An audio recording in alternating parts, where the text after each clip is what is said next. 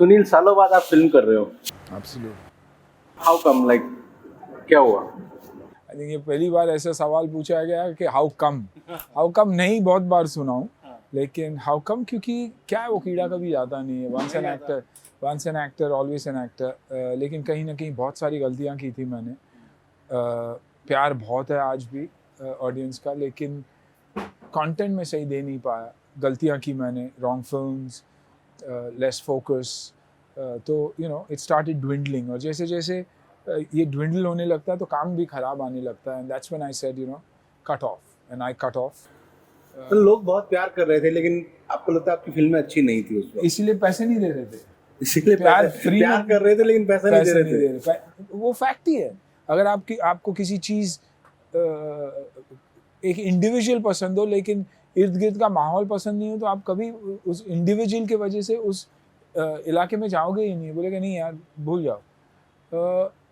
तो इस वजह से वो गैप आया। फिर ऑफ कोर्स पिताजी की तबीयत ख़राब रही, मेंटली मैं रेडी नहीं था कुछ भी करने के लिए।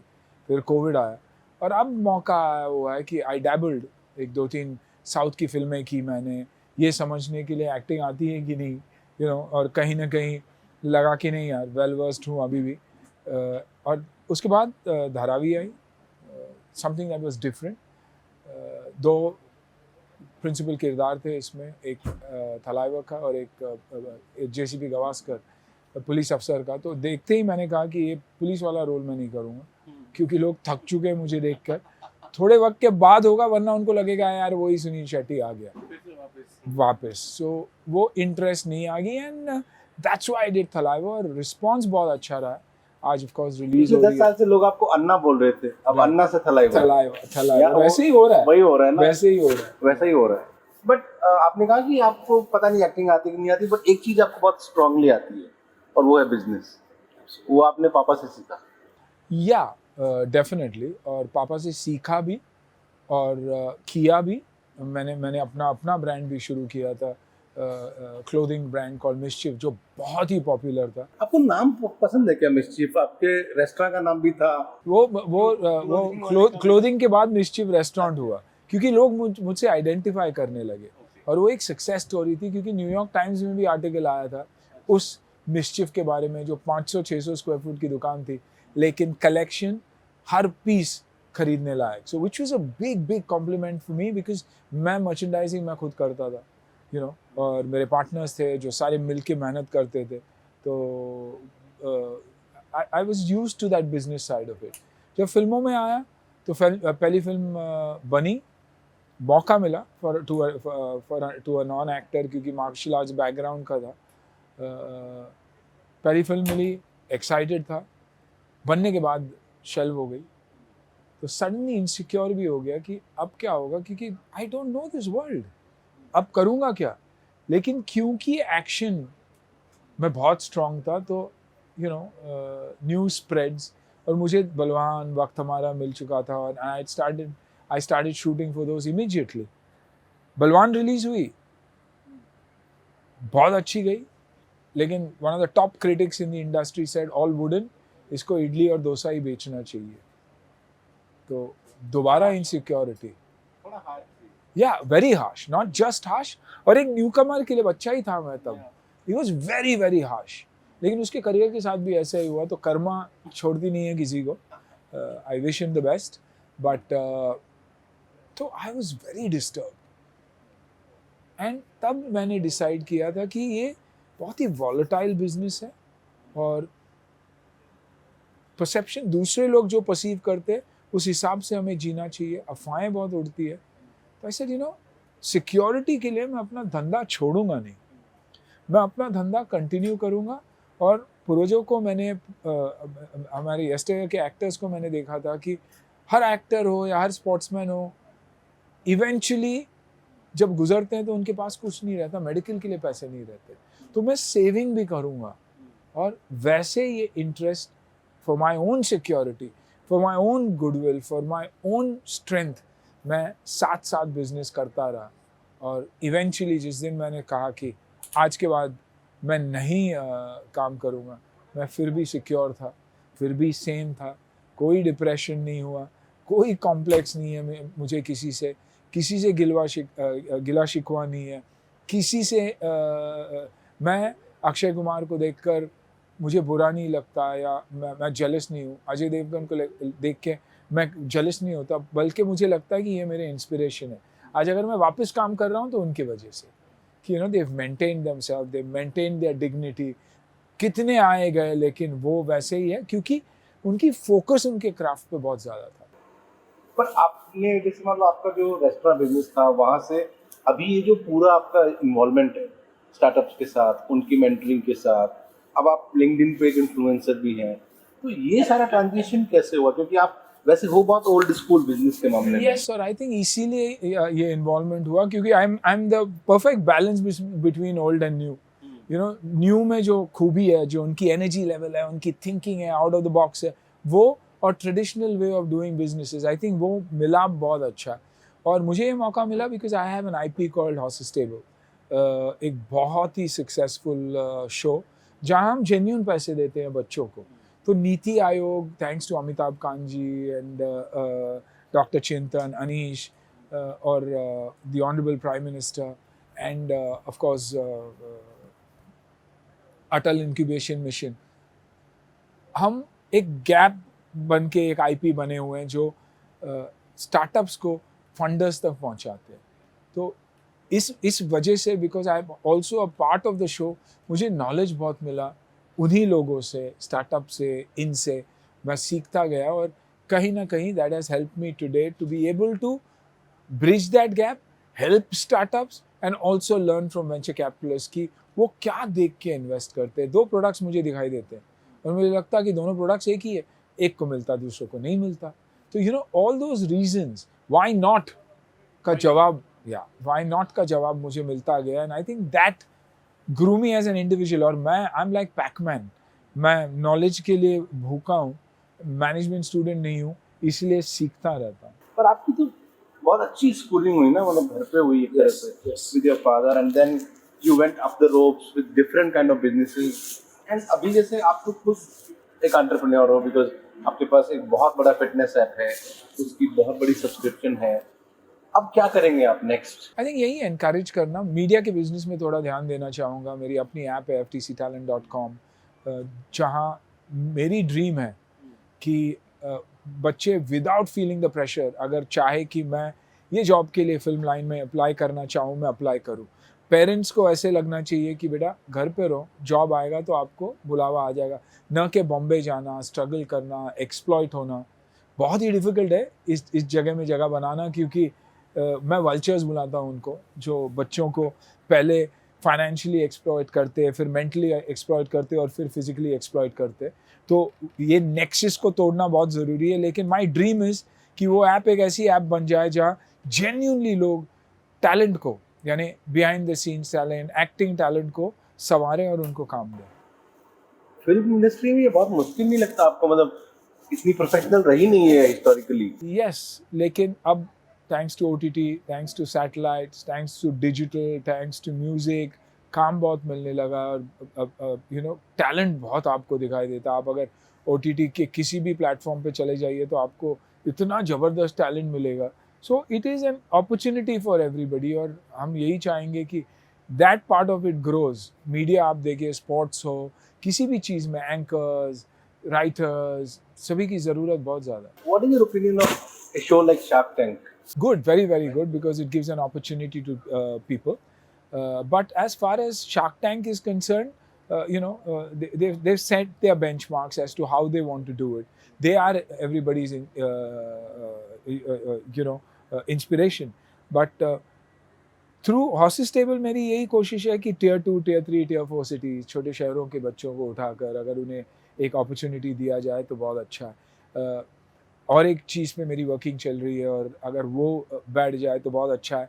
Once again it will be about balancing everything, क्योंकि मुझे स्टार्टअप्स बहुत अच्छे दिखाई देते हैं, आइडियाज़ बहुत अच्छे दिखाई देते हैं, मुझे VCs बहुत दिखाई देते हैं, पैसे बहुत दिखाई देता है, लेकिन कहीं ना कहीं मेल मिसिंग लगता है, क्योंकि VC के पास टाइम नहीं है संभालने के लिए और ये स्टार्टअप्स के पास आइडिया है लेकिन मैनेजमेंट है नहीं।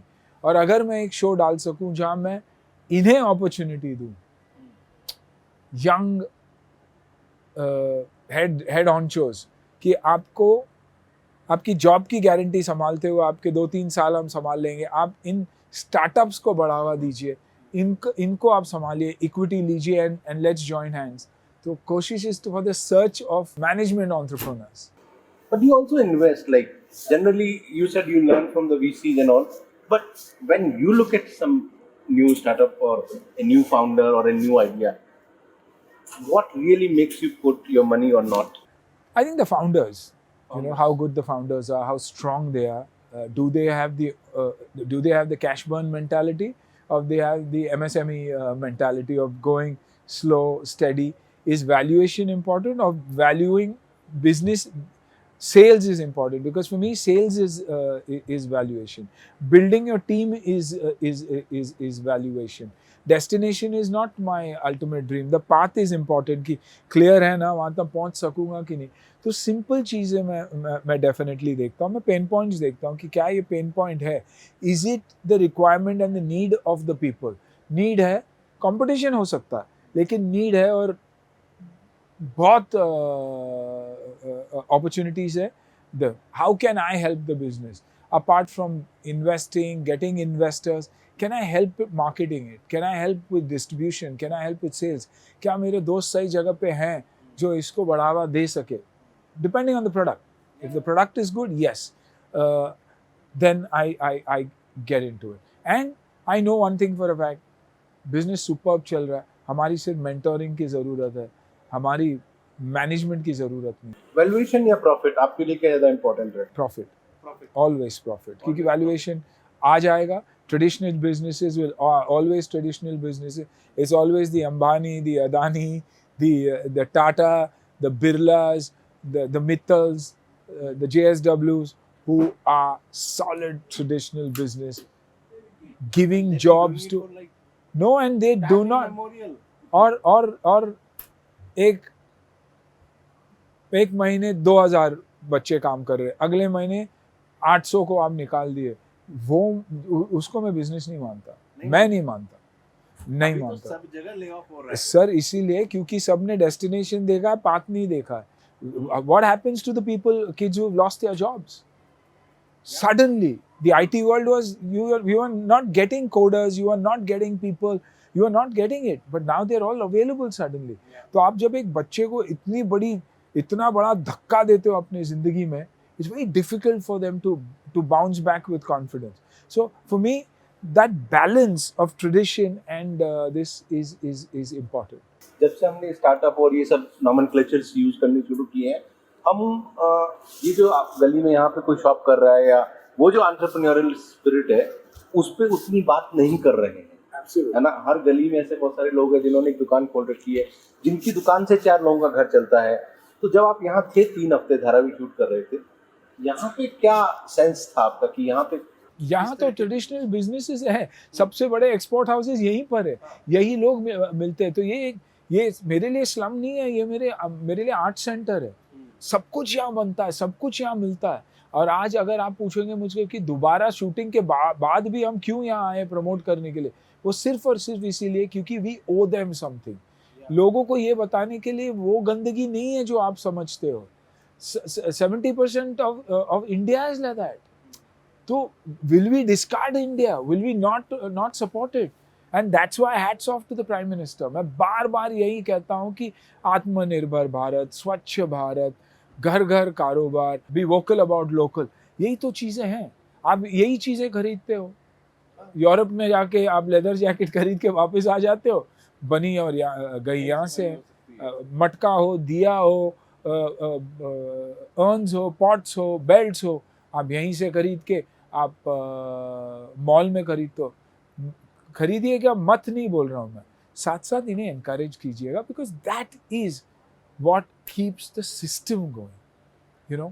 मेरा मानना ये है, मैं ये नहीं बोल रहा हूँ कि एडुकेट नहीं होना चाहिए, लेकिन 90% ऑफ यहाँ के लोग एडुकेटेड नहीं है, इसलिए धंधे वाले हैं, एम्प्लॉयर हैं.